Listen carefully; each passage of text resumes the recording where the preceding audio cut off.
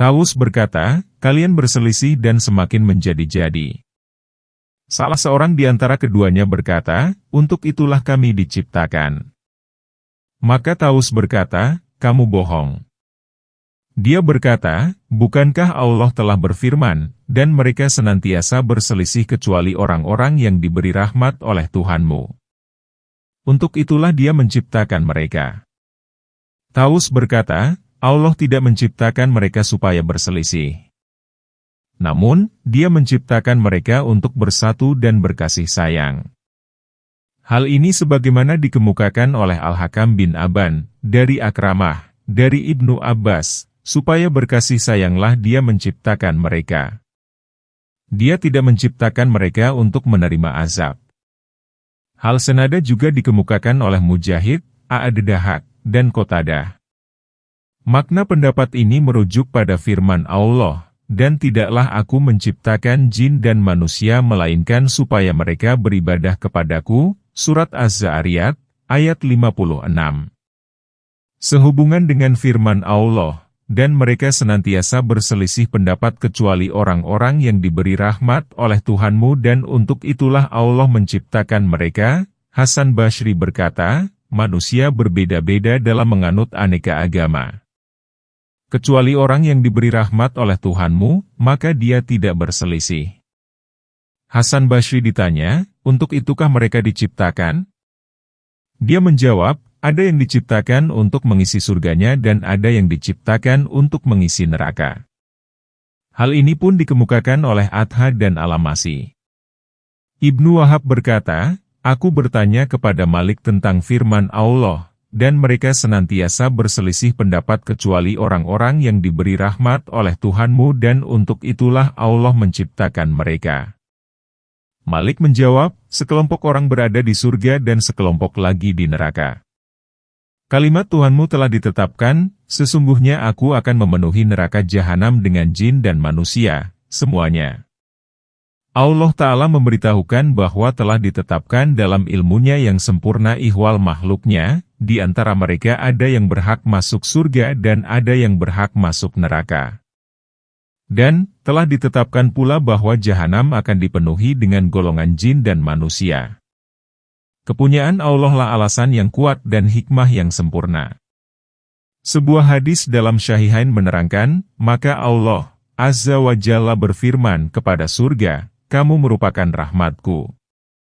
Aku merahmati orang yang aku kehendaki denganmu. Dia berfirman kepada neraka, kamu merupakan azabku. Aku menyiksa orang yang aku kehendaki denganmu. Masing-masing kamu akan diisi dengan penuh. Dan semua kisah dari Rasul-Rasul kami ceritakan kepadamu ialah kisah-kisah yang dengannya kami teguhkan hatimu, dan dalam surat ini telah datang kepadamu kebenaran serta pengajaran dan peringatan bagi orang-orang yang beriman, ayat 120. Dan katakanlah kepada orang-orang yang tidak beriman, berbuatlah menurut kemampuanmu, sesungguhnya kami pun berbuat, ayat 121. Dan tunggulah. Sesungguhnya kami pun menunggu, ayat 122. Dan kepunyaan Allah lah apa yang gaib di langit dan di bumi dan kepadanya lah dikembalikan urusan-urusan semuanya. Maka sembahlah Dia dan bertawakallah kepadanya. Dan sekali-kali Tuhanmu tidak lalai dari apa yang kamu kerjakan, ayat 123. Allah Ta'ala berfirman, kami telah mengisahkan kepadamu tentang para rasul terdahulu dan umat-umatnya, perdebatan dan silang pendapat yang terjadi di antara mereka, pendustaan dan gangguan yang dialami para nabi, pertolongan Allah Ta'ala bagi kelompok mukmin, dan penelantaran musuh-musuhnya yang kafir.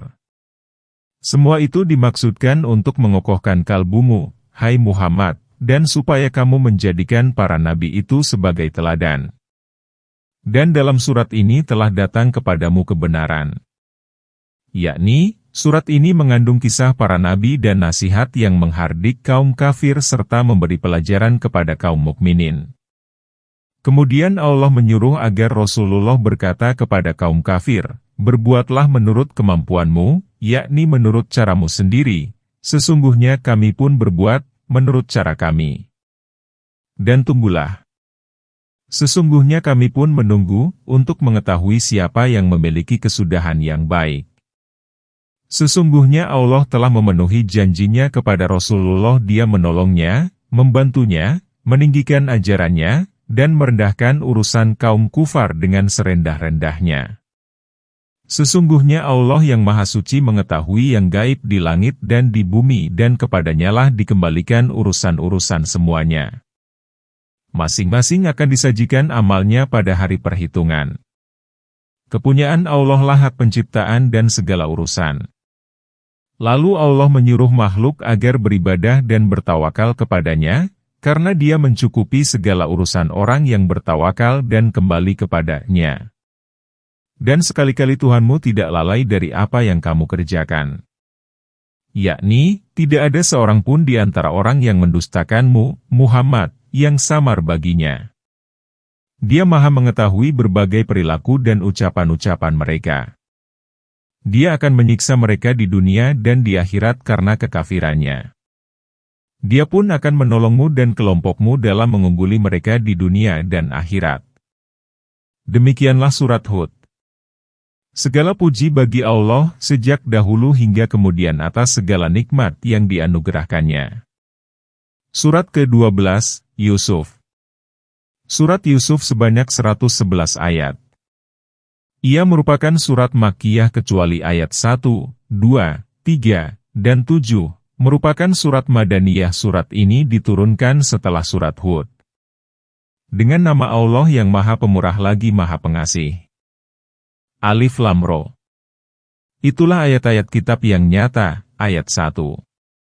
Sesungguhnya kami menurunkannya sebagai bacaan yang berbahasa Arab agar kamu memahaminya, ayat 2.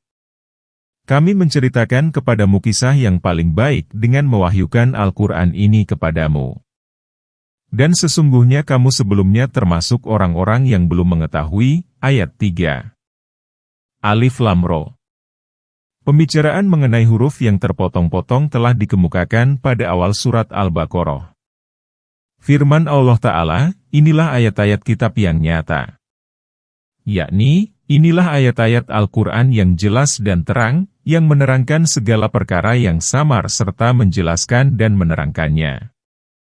Sesungguhnya kami menurunkannya sebagai bacaan yang berbahasa Arab agar kamu memahaminya, kitab itu karena bahasa Arab merupakan bahasa yang paling baku, jelas, komprehensif, dan paling jauh cakupan makna yang terdapat dalam benak. Oleh karena itu, Allah menurunkan kitab yang paling mulia dengan bahasa yang paling mulia pula kepada Rasul yang paling mulia melalui malaikat yang paling mulia pula. Dan, hal itu terjadi di wilayah bumi yang paling mulia serta penurunannya dimulai pada bulan yang paling mulia di antara bulan pada 1 tahun, yaitu pada bulan Ramadan. Dengan demikian, Al-Quran memiliki kemuliaan dari segala aspek. Oleh karena itu, Allah Ta'ala berfirman, kami menceritakan kepadamu kisah yang paling baik dengan mewahyukan Al-Quran ini kepadamu. Sehubungan dengan sebab turunnya ayat ini, terdapat hadis yang diriwayatkan oleh Ibnu Jarir bahwa Ibnu Abbas berkata, para sahabat bertanya, wahai Rasulullah, andaikan engkau bercerita kepada kami. Maka diturunkanlah ayat, kami menceritakan kepadamu kisah yang paling baik, hadis Ibnu Jarir. Imam Ahmad meriwayatkan dari Abdullah bin Sabit, Umar datang kepada Rasulullah seraya berkata, wahai Rasulullah, aku bertemu dengan saudaraku dari Bani Quraisyah, kemudian dia menuliskan untukku suatu ungkapan yang menghimpun seluruh isi Taurat, apakah tidak keberatan jika aku menyampaikannya kepadamu? Maka berubahlah wajah Rasulullah. Aku berkata kepada Umar, apakah engkau tidak melihat perubahan pada wajah Rasulullah? Umar berkata, kami ridho Allah sebagai Tuhan, Islam sebagai agama, dan Muhammad sebagai Rasul. Maka beliau tampak senang lalu bersabda, demi yang jiwaku dalam genggamannya. Andaikan Musa berada di tengah-tengah kalian, kemudian kalian mengikutinya dan meninggalkan aku, niscaya sesatlah kamu. Sesungguhnya kamu adalah umat bagianku dan aku adalah nabi yang menjadi bagianmu, hadis Ahmad. Ketika Yusuf berkata kepada ayahnya, "Wahai ayahku, sesungguhnya aku bermimpi melihat 11 buah bintang, matahari, dan bulan. Kulihat semuanya sujud kepadaku." Ayat 4. Allah Ta'ala berfirman, "Hai Muhammad, ceritakanlah kepada kaummu di dalam kisahmu itu kisah Yusuf tatkala dia berkata kepada ayahnya yang bernama Yakub bin Ishak bin Ibrahim." Hal ini seperti hadis yang diriwayatkan oleh Imam Ahmad dari Ibnu Umar bahwa Rasulullah bersabda, "Orang mulia anak orang mulia anak orang mulia anak orang mulia yaitu Yusuf bin Yakub bin Ishak bin Ibrahim." Hadis Ahmad. Yang mengeluarkan hadis ini hanya Bukhari. Ibnu Abbas berkata, bahwa mimpi para nabi merupakan wahyu. Para mufassirin membicarakan tabir mimpi ini bahwa 11 bintang menggambarkan ke-11 saudara Yusuf. Jumlah mereka 11 orang kecuali dia. Matahari dan bulan menggambarkan bapak dan ibunya. Riwayat demikian berasal dari Ibnu Abbas dan yang lainnya. Takbir itu terwujud setelah 40 tahun, yaitu ketika Yusuf mendudukan kedua orang tuanya di atas singgasana, Yusuf di atas tahta sedang saudara-saudaranya berada di hadapannya. Dan mereka merebahkan diri seraya bersujud kepada Yusuf. Yusuf berkata, "Wahai ayahku, inilah tabir mimpiku yang dahulu itu. Sesungguhnya Tuhanku telah menjadikannya sebagai kenyataan." Dia berkata, "Hai anakku, janganlah kamu menceritakan mimpimu itu kepada saudara-saudaramu, maka mereka akan berbuat makar terhadapmu. Sesungguhnya setan itu merupakan musuh yang nyata bagi manusia." Ayat 5.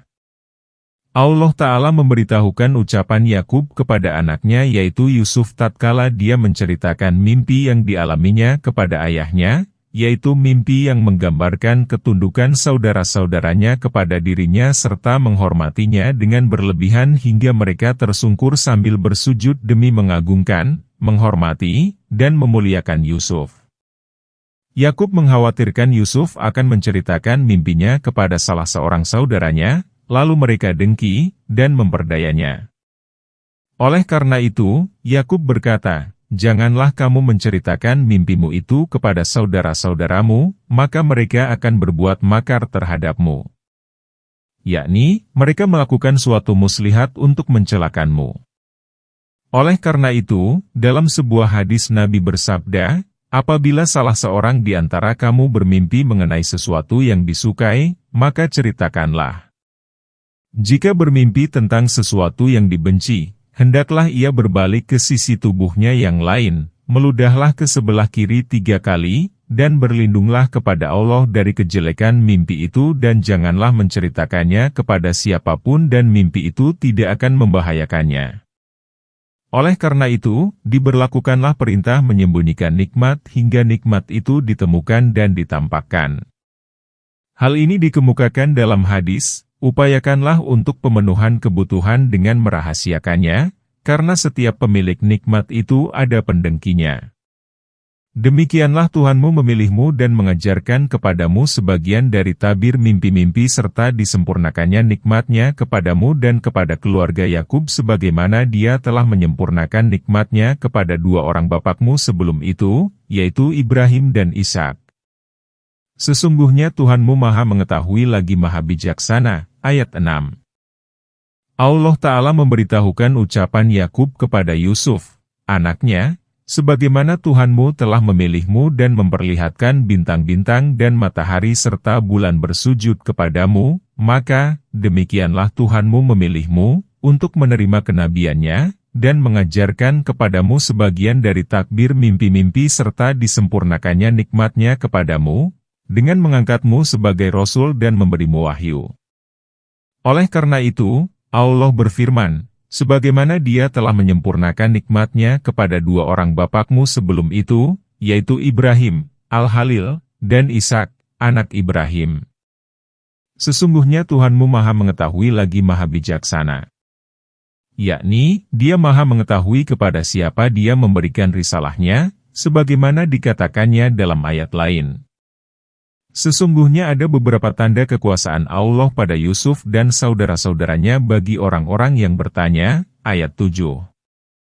Ketika mereka berkata, sesungguhnya Yusuf dan saudara kandungnya lebih dicintai oleh ayah kita daripada kita sendiri, padahal kita merupakan satu golongan. Sesungguhnya ayah kita berada dalam kekeliruan yang nyata. Ayat 8. Bunuhlah Yusuf atau buanglah dia ke suatu daerah supaya perhatian ayahmu tertuju kepadamu saja dan sesudah itu hendaklah kamu menjadi orang-orang yang baik. Ayat 9. Salah seorang di antara mereka berkata, janganlah kamu membunuh Yusuf, tetapi masukkanlah dia ke dalam sumur supaya dia dipungut oleh beberapa musafir, jika kamu hendak berbuat. Ayat 10. Allah Ta'ala berfirman, sesungguhnya ada beberapa sejumlah pelajaran dan nasihat pada kisah Yusuf dan saudara-saudaranya bagi orang-orang yang mau bertanya tentang itu. Ketika mereka berkata, sesungguhnya Yusuf dan saudara kandungnya lebih dicintai oleh ayah kita daripada kita sendiri. Mengapa ayah lebih mencintai Yusuf dan saudara kandungnya yaitu Bunyamin, padahal kita merupakan satu golongan? Sesungguhnya ayah kita berada dalam kekeliruan yang nyata. Dia tidak berhak memberikan keistimewaan yang demikian. Ketahuilah bahwa tidak ada dalil yang menunjukkan kepada kenabian saudara-saudara Yusuf. Lahiriah konteks ayat ini menunjukkan hal yang sebaliknya. Ada sebagian orang yang berpandangan bahwa saudara Yusuf menerima wahyu setelah itu. Pendapat ini perlu ditinjau. Orang yang berpandangan demikian tidak menyampaikan dalil kecuali firman Allah Ta'ala, katakanlah, kami beriman kepada Allah dan apa yang diturunkan kepada kami, dan apa yang diturunkan kepada Ibrahim, Ismail, Ishak, Yakub, dan anak cucunya. Surat Al-Baqarah, ayat 136. Ayat ini memiliki berbagai kemungkinan penafsiran karena keturunan Israel disebut dengan asbat. Allah Ta'ala menceritakan bahwa Dia mewahyukan kepada para nabi dari keturunan Bani Israel, lalu Allah menyebutkan mereka secara umum saja karena jumlah mereka banyak. Namun, kenabian bagi keturunan yang berasal dari setiap orang yang menjadi saudara Yusuf adalah tidak ada dalilnya yang secara khusus menunjukkan individu tertentu sebagai penerima wahyu. Wallahu alam. Bunuhlah Yusuf atau buanglah dia ke suatu daerah supaya perhatian ayahmu tertuju kepadamu saja. Yakni, sesungguhnya Yusuf telah menghalangi cinta bapakmu kepadamu. Maka kamu dapat membunuh Yusuf atau membuangnya ke suatu daerah sehingga kamu senang dan cinta bapakmu pun tercurah kepadamu saja. Dan sesudah itu hendaklah kamu menjadi orang-orang yang baik. Mereka menyiratkan tobat sebelum berbuat dosa. Salah seorang di antara mereka berkata, janganlah kamu membunuh Yusuf. Yakni, kebencian kepadanya jangan membawamu sampai tega membunuhnya. Kamu tidak memiliki alasan untuk membunuhnya. Karena Allah Ta'ala telah menakdirkan Yusuf sebagai seorang nabi yang akan bermukim di Mesir dan memerintah di sana, maka Allah memalingkan mereka dari membunuhnya yang telah direncanakan oleh salah seorang di antara mereka, dibelokkan ke rencana lain, yaitu masukkan dia ke dalam dasar sumur, supaya dia dipungut oleh beberapa musafir yang lewat. Maka kalian akan tenang dari kedengkian kepada Yusuf. Jika kamu hendak berbuat, yakni jika kamu tetap berniat menyingkirkan Yusuf. Muhammad bin Ishaq bin Yasar berkata, mereka telah bersepakat dalam suatu persoalan besar, yaitu pemutusan tali silaturahmi, menyakiti orang tua, dan tidak bersikap sayang kepada adik yang tidak berdosa. Sesungguhnya mereka telah memikul dosa besar. Semoga Allah mengampuni mereka. Mereka berkata, wahai ayah kami, mengapa engkau tidak mempercayai kami terhadap Yusuf padahal kami merupakan orang-orang yang menginginkan kebaikan baginya? Ayat 11. Biarkanlah dia pergi bersama kami besok pagi, agar dia dapat bersenang-senang dan bermain-main. Sesungguhnya kami pasti menjaganya. Ayat 12.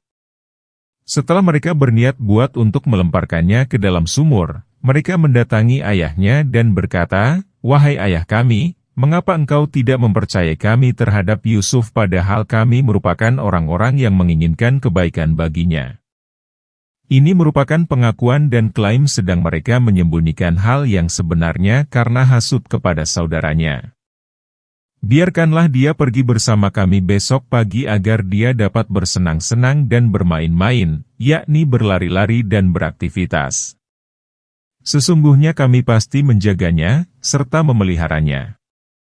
Dia berkata, "Sesungguhnya kepergian kamu bersama Yusuf sangat menyedihkanku dan aku khawatir kalau dia diterkam serigala, sedang kamu lengah darinya." Ayat 13. Mereka berkata, "Jika dia benar-benar dimakan serigala, sedangkan kami merupakan suatu golongan, maka kami benar-benar merupakan orang-orang yang merugi." Ayat 14. Allah Ta'ala memberitahukan bahwa Nabi Yakub memenuhi permintaan anak-anaknya. "Sesungguhnya kepergian kamu bersama Yusuf sangat menyedihkanku, yakni terasa berat bagiku perpisahan dengan Yusuf guna menanti kepulangannya.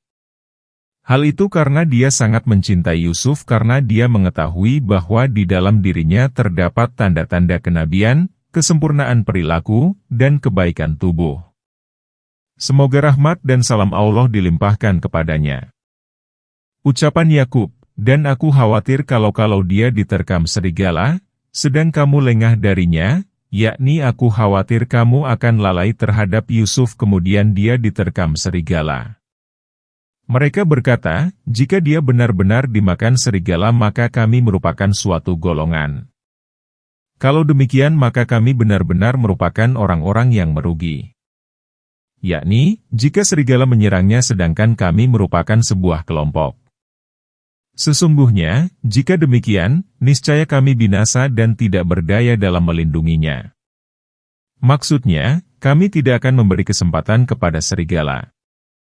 Bagaimana serigala dapat memperoleh kesempatan padahal kami merupakan sebuah kelompok?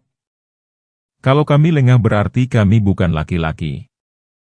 Maka tatkala mereka membawanya dan sepakat memasukkannya ke dasar sumur dan kami wahyukan kepada Yusuf, sesungguhnya kamu akan menceritakan kepada mereka perbuatan mereka ini, sedang mereka tiada ingat lagi. Ayat 15. Allah Ta'ala berfirman, "Maka tatkala saudara-saudara Yusuf membawanya dari sisi ayahnya setelah mereka berjanji akan mengembalikannya, dan mereka sepakat memasukkannya ke dasar sumur," yakni mereka semua bersepakat untuk memasukkannya ke dalam dasar sumur.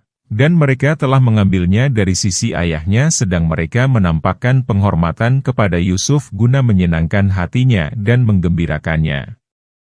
Tatkala Yakub melepas Yusuf, maka dia memeluk, mencium, dan mendoakannya.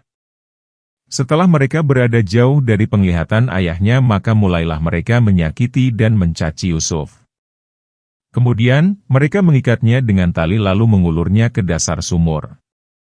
Jika Yusuf berpegang kepada salah seorang di antara mereka maka dia menampar dan mencacinya. Ketika Yusuf mulai tidak tampak dari permukaan sumur, maka mereka memukuli tangan Yusuf kemudian memutuskan tali pada jarak setengahnya lagi untuk mencapai dasar sehingga Yusuf pun jatuh ke air dan basah kuyup. Kemudian, Yusuf memanjat hingga mencapai batu yang berada di tengah-tengah sumur. Dia berdiri di atasnya. Firman Allah Ta'ala, "Dan kami wahyukan kepada Yusuf, sesungguhnya kamu akan menceritakan kepada mereka perbuatan mereka ini, sedang mereka tiada ingat lagi." Allah Ta'ala berfirman sambil mengingatkan kasih sayangnya kepada Yusuf dan bahwa dia akan diberi kemudahan setelah kesusahan. Pada saat Yusuf mengalami kesulitan seperti itu, Allah mewahyukan kepadanya untuk menghibur hatinya dan menguatkannya, "Janganlah kamu bersedih karena keadaanmu ini, karena kamu akan memiliki jalan keluar yang baik. Allah akan menolongmu dari mereka, meninggikan, dan menaikkan derajatmu. Kamu akan menceritakan kepada mereka apa yang pernah mereka lakukan kepadamu sekarang." Firman Allah Ta'ala, "Sedang mereka tidak ingat lagi, yakni mereka tidak mengenalimu dan tidak merasa pernah berbuat salah kepadamu." Kemudian mereka datang kepada ayah mereka di sore hari sambil menangis. Ayat 16. Mereka berkata, "Wahai ayah kami, sesungguhnya kami pergi berlomba dan kami tinggalkan Yusuf di dekat barang-barang kami, lalu dia diterkam serigala. Kamu sekali-kali tidak akan percaya kepada kami sekalipun kami adalah orang-orang yang benar." Ayat 17. Mereka datang membawa gamisnya dengan darah palsu. Yakub berkata, sebenarnya kamu sendirilah yang memandang baik perbuatan itu. Maka kesabaran yang baik itulah kesabaranku.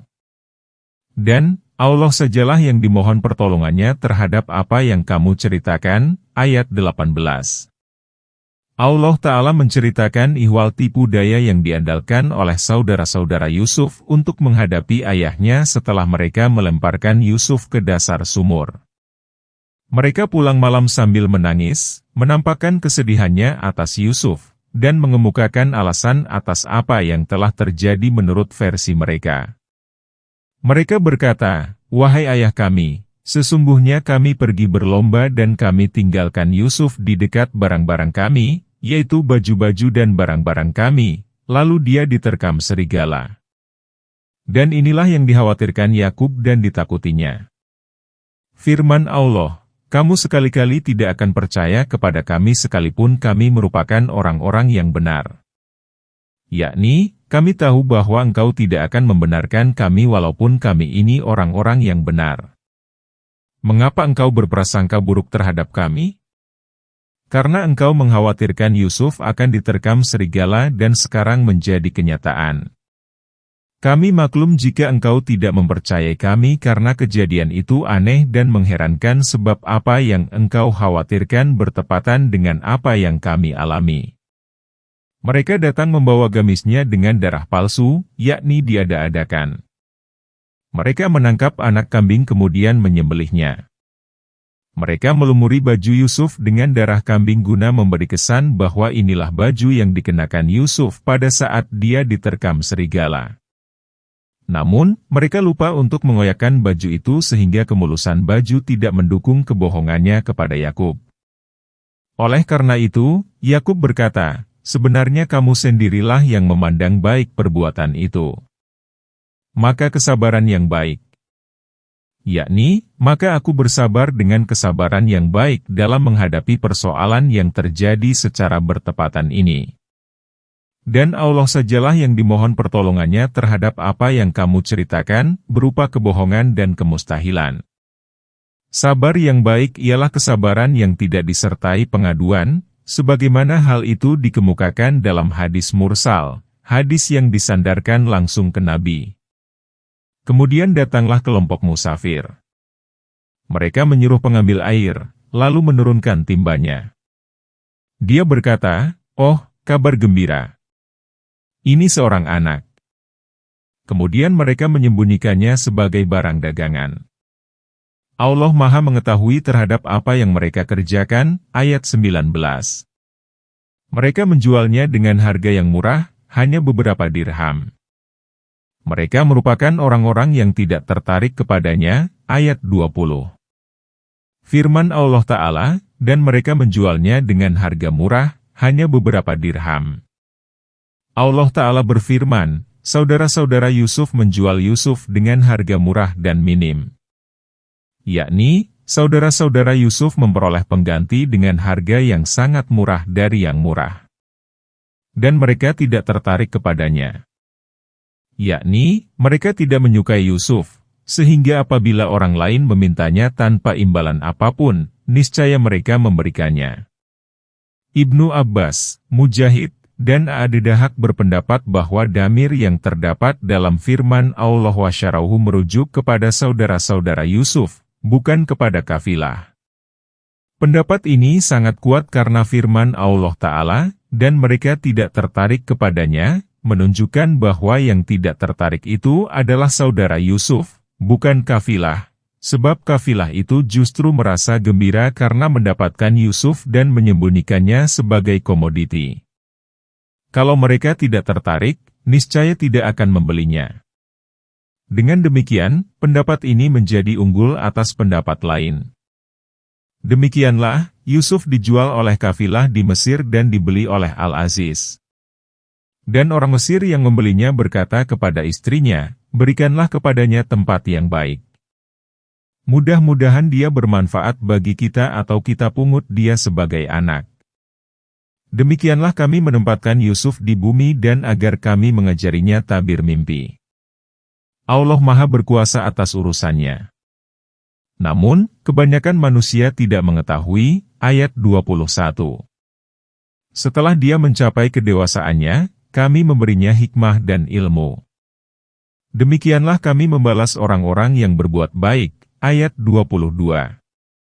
Allah Ta'ala memberitahukan kasih sayangnya kepada Yusuf bahwa dia menyiapkan untuk Yusuf seorang pembeli dari Mesir yang akan memperhatikan, memuliakan, dan memesankannya kepada istrinya. Orang itu melihat tanda-tanda baik dan kemaslahatan pada diri Yusuf. Dia berkata kepada istrinya, "Berikanlah kepadanya tempat yang baik. Mudah-mudahan dia bermanfaat bagi kita atau kita pungut dia sebagai anak." Orang yang membelinya adalah seorang wazir yang mengurusi perbendaharaan negara Mesir. Al-Aziz memiliki firasat baik pada Yusuf. Hal ini terlihat jelas dari perkataannya, "Berikanlah kepadanya tempat yang baik." Allah Ta'ala berfirman, "Demikianlah kami menempatkan Yusuf di bumi." Yakni, sebagaimana kami telah menyelamatkan Yusuf dari saudara-saudaranya, demikian pula kami menempatkannya di negeri Mesir. Dan agar kami mengajarinya tabir mimpi. Allah Maha berkuasa atas urusannya. Jika dia menghendaki sesuatu, maka tiada yang dapat membantah dan menolak. Dia maha menguasai perkara selainnya. Maha melakukan terhadap apa yang dikehendakinya. Firman Allah Ta'ala, namun, kebanyakan manusia tidak mengetahui. Yakni, tidak mengetahui hikmah dan perbuatan terhadap apa yang dia kehendaki. Firman Allah Ta'ala, setelah dia, yakni Yusuf, mencapai kedewasaannya, yakni sempurna akal dan tubuhnya serta mencapai ihtilam, dan ini terjadi pada usia 18 tahun, kami memberinya hikmah dan ilmu, yaitu kenabian. Allah memilihnya untuk menerima kenabian dari sekian kaum yang ada. Demikianlah kami membalas orang-orang yang berbuat baik. Yakni, Yusuf melakukan amal yang baik dan melaksanakan ketaatan kepada Allah Ta'ala. Dan wanita yang berada di rumahnya merayu Yusuf untuk menundukkan dirinya.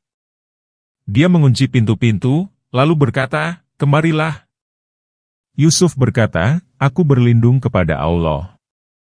Sesungguhnya Tuanku telah memperlakukan aku dengan baik." Sesungguhnya orang-orang yang zalim itu tidak akan beruntung. Ayat 23.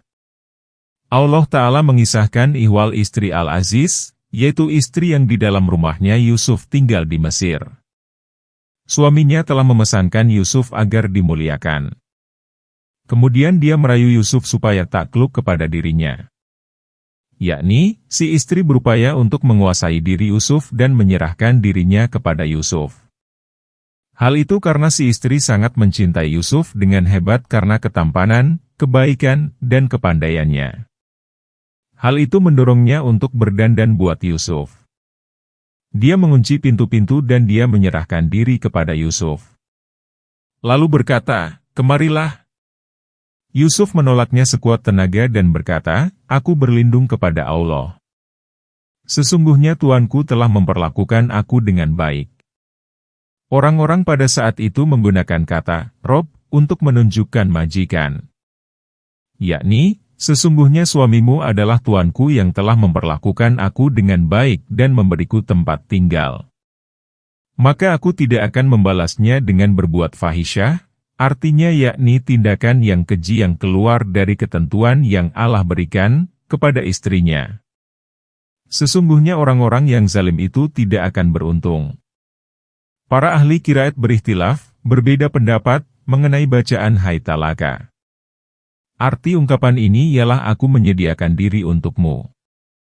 Demikian menurut keterangan yang diriwayatkan dari Ibnu Abbas, Abi Abdurrahman As-Sulma, Abi Wail, Akramah, dan Qatadah. Ada pula yang memaknai dengan, "Kemarilah, mendekatlah." Semua makna itu berdekatan, mirip. Wallahu alam. Sesungguhnya dia benar-benar berkeinginan kepada Yusuf dan Yusuf pun berkeinginan kepadanya andaikan dia tidak melihat tanda dari Tuhannya. Demikian itu, agar kami memalingkannya dari keburukan dan fahisyah, artinya yakni tindakan yang keji yang keluar dari ketentuan yang Allah berikan. Sesungguhnya dia termasuk hamba-hamba kami yang suci. Ayat 24.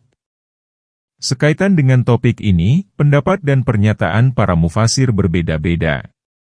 Ada yang mengatakan, yang dimaksud oleh kehendak Yusuf ialah betik pikiran sebagai bisikan nafsu. Yusuf hendak memukul istri itu, Yusuf mengangankan wanita itu sebagai istrinya, dan Yusuf berkehendak kepadanya seandainya dia tidak melihat tanda dari Tuhannya. Yakni, maka dia tidak menghendakinya. Adapun mengenai tanda yang dilihat oleh Yusuf, maka ada beberapa pendapat. Pendapat yang paling benar mengatakan bahwa tanda itu sebagai tanda secara mutlak, sebagaimana Allah menjadikannya secara mutlak pula. Yakni, tiada pembatasan pada tanda tertentu, namun merupakan tanda yang digunakan oleh Allah untuk memalingkan Yusuf dari perbuatan nista dan zina. Demikian itu, agar kami memalingkannya dari keburukan dan fahisyah, artinya yakni tindakan yang keji yang keluar dari ketentuan yang Allah berikan. Yakni, demikianlah kami menjaga Yusuf dari nista dan perzinaan dalam segala urusannya. Sesungguhnya dia termasuk hamba-hamba kami yang suci, yang dipilih, disucikan, diseleksi, dijaring, dan sebagai orang terpilih. Semoga shalawat dan salam Allah dilimpahkan kepadanya. Pendapat yang aku minati dan Allah Maha mengetahui. Jika aku benar, maka kebenaran itu dari Allah, dan jika salah, maka kesalahan itu berasal dari diriku sendiri, dan untuk itu aku bertobat kepada Allah. Ialah sesungguhnya tanda itu nyata dan terang terlihat dalam ayat 22 surat Yusuf, yaitu firman Allah Ta'ala, setelah Yusuf mencapai kedewasaan maka kami memberinya hikmah dan ilmu. Demikianlah kami membalas orang-orang yang berbuat baik. Yakni, ketika Yusuf mencapai usia sebagai orang dewasa maka Allah memberinya hikmah dan ilmu, yaitu kenabian. Ini terjadi sebelum istri Al-Aziz menggodanya. Hal itu sudah jelas, yakni di dalam ayat terdapat berita yang mengatakan Allah memuliakan Yusuf dengan kenabian. Ayat ini terdapat sebelum yang menceritakan godaan si istri. Jadi, tatkala Yusuf digoda maka dia sudah menjadi nabi. Allah memberitahukan kepadanya ihwal kenabiannya, bahwa dia merupakan keturunan para nabi, bahwa Allah melihat seluruh perilakunya. Ini jelas terlihat dari akhir ayat yang berbunyi, demikianlah, kami membalas orang-orang yang berbuat baik. Oleh karena itu, Yusuf menanggapi jawaban si istri secara spontan memberikan jawaban dan tanpa ragu-ragu sedikit pun, aku berlindung kepada Allah. Jawaban ini mewujudkan keisanan Yusuf. Dia tidak memberi celah sedikit pun untuk berkeinginan kepada istri itu baik di mana, kapan, dan bagaimana kehendak Yusuf itu. Itulah pendapat yang kuyakini dan kuterima karena Allah melihatnya, mengetahui kesamaran dan keterang-terangannya. Benar bahwa dia mengatakan, aku berlindung kepada Allah. Yusuf berlari menuju pintu guna menjauhi si istri yang mengejarnya sehingga dia menyobekkan baju Yusuf pada bagian belakangnya hingga tiba-tiba datanglah Al-Aziz. Lalu, di manakah letak kehendak Yusuf dan bisikan nafsu untuk berbuat cabul padahal dia memiliki sikap yang demikian agung, sikap yang tidak dimiliki kecuali oleh jajaran para nabi. Demikianlah, seandainya dia tidak melihat tanda Tuhannya, niscaya dia berkehendak.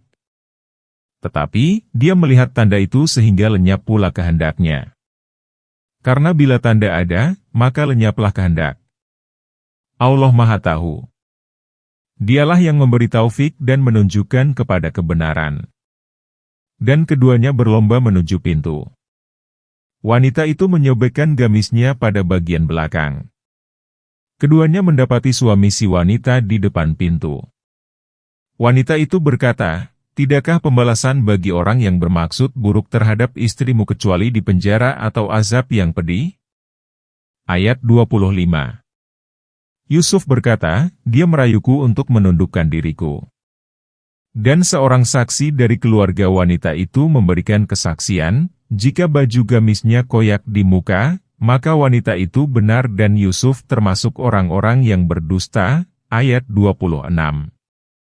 Dan jika baju gamisnya koyak di belakang, maka wanita itulah yang berdusta, dan Yusuf termasuk orang-orang yang benar. Ayat 27. Maka tatkala dia melihat gamisnya sobek di bagian belakang, dia berkata, sesungguhnya itu adalah di antara tipu daya kamu. Sesungguhnya tipu dayamu adalah besar. Ayat 28. Yusuf, abaikanlah hal ini dan, kamu hai istriku, mohon ampunlah atas dosamu. Sesungguhnya kamu termasuk orang-orang yang bersalah. Ayat 29. Allah Ta'ala memberitahukan tentang Yusuf dan wanita itu ketika keduanya berlomba menuju pintu. Yusuf berlari dan wanita itu mengejarnya supaya kembali ke dalam rumah.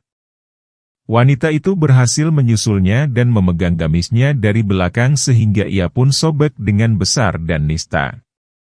Tatkala si wanita tetap mengejar Yusuf, maka keduanya mendapati suaminya di depan pintu. Pada saat itulah si wanita mengubah sikapnya dengan menipu dan membuat muslihat di depan suaminya sambil mengarahkan tuduhan buruk kepada Yusuf.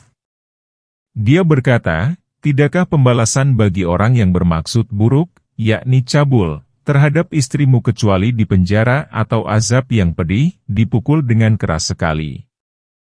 Pada saat itulah Yusuf membela diri dengan kebenarannya dan berlepas diri dari tuduhan wanita yang berkhianat itu. Yusuf berkata, dengan benar, dia merayuku untuk menundukkan diriku. Yusuf menceritakan bahwa wanita itulah yang mengejarnya dan menarik tubuh Yusuf ke arahnya hingga gamisnya sobek. Dan seorang saksi dari keluarga wanita itu memberikan kesaksian, jika baju gamisnya koyak di muka, yakni pada bagian depan gamis, maka wanita itu benar. Perkataannya yang mengatakan bahwa Yusuf merayunya untuk menaklukkan dirinya, karena Yusuflah yang mengajak wanita itu, lalu si wanita datang dan Yusuf merebahkan wanita itu ke dadanya lalu si wanita menarik gamis Yusuf hingga sobek. Jika kejadiannya demikian, maka benarlah pengakuan si wanita. Dan jika baju gamisnya koyak di belakang, maka wanita itulah yang berdusta, dan Yusuf termasuk orang-orang yang benar. Dan inilah yang terjadi, yaitu ketika Yusuf lari menjauhi si wanita dan dia mengejarnya sehingga berhasil memegang gamisnya supaya Yusuf kembali masuk, maka sobeklah gamisnya pada bagian belakang. Para ulama berikhtilaf, berbeda pendapat mengenai saksi ini.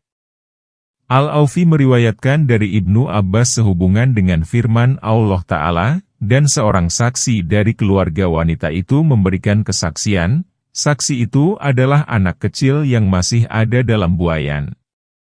Diriwayatkan pula dari Abi Hurairah, Hilal bin Yasaf, Al-Hasan, Said bin Jabir, A'adedahak bin Muzahim bahwa saksi itu adalah anak kecil yang berada dalam rumah.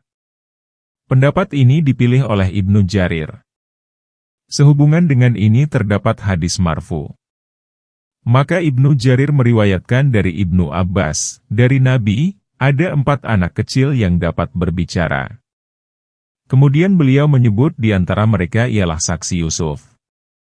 Firman Allah Ta'ala, maka tatkala dia melihat gamisnya sobek di bagian belakang, setelah suaminya melihat dengan nyata, maka dia membenarkan Yusuf dan mendustakan pengakuan dan tuduhan istrinya. Dia berkata, sesungguhnya itu adalah di antara tipu daya kamu. Yakni, kebohongan yang kamu tuduhkan kepada pemuda itu merupakan salah satu tipu dayamu. Sesungguhnya tipu dayamu adalah besar. Kemudian si suami menyuruh Yusuf agar menyembunyikan kejadian ini. Yusuf, abaikanlah hal ini, yakni janganlah kamu menceritakannya kepada seorang pun. Dan mohon ampunlah atas dosamu, yakni perbuatan yang kamu lakukan berupa kehendak buruk terhadap Yusuf. Kemudian menuduhnya dengan tuduhan yang sebenarnya dia tidak bersalah, sesungguhnya kamu termasuk orang-orang yang bersalah. Dan wanita-wanita di kota berkata, istri Al-Aziz menggoda bujangnya untuk menundukkan dirinya. Sesungguhnya cintanya kepada bujangnya itu sangat mendalam. Sesungguhnya kami memandangnya dalam kesesatan yang nyata, ayat 30. Maka tatkala wanita itu mendengar cercaan mereka, diundangnyalah wanita-wanita itu dan disediakannya bagi mereka tempat duduk dan diberikan olehnya kepada masing-masing mereka sebuah pisau. Kemudian dia berkata, "Keluarlah kepada mereka." Maka tatkala wanita-wanita itu melihatnya, mereka kagum kepadanya dan mereka melukai tangannya dan berkata, "Maha sempurna Allah. Ini bukanlah manusia. Sesungguhnya ini tidak lain hanyalah malaikat yang mulia." Ayat 31.